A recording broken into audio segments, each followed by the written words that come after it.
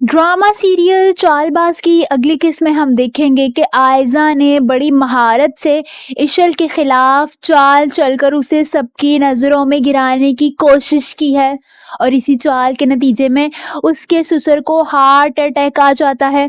Doctor आकर बताते हैं कि उनकी हालत ठीक नहीं है। थोड़ी देर बाद जब उन्हें होश आता है तो असद, आशिर और आयजा उनसे मिलने के लिए वार्ड में जाते हैं और बाबा से कहते हैं कि आपने तो हमें डरा ही दिया था। ये सुनकर उनके वालिद कहते हैं कि जिस बाप के बेटे उसकी आंखों के सामने दस्ते गिरेबा हो जाए, वो बाप कैसे जी सकता है।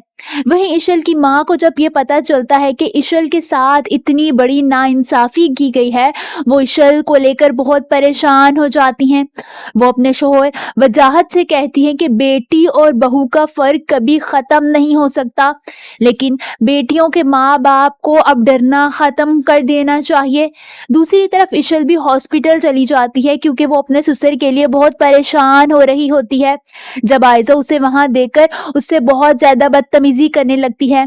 इशल उसको कहती है कि भाभी, जो इल्ज़ाम आपने मुझ पर लगाया है उसे मुझ पर लगाकर आप अपने शोहर की नज़रों में मासूम तो बन जाएंगी, मगर उसका क्या करेंगी। वो आसमान की तरफ इशारा करती है, जिस पर आयजा उस पर मजीद गुस्सा करते हुए कहती है कि तुम क्या चाहती हो, असद तुम्हें यहाँ से भी धक्के देकर और हाथ पकड़कर बाहर निकाल दे। वहीं आशिर को अब आयजा की सारी हकीकत पता चल जाती है। वो समझ जाता है कि हर चाल के पीछे आयजा है। वो इशल से कहता है कि भाभी का चेहरा तो आईने की तरह मेरे सामने आ चुका है।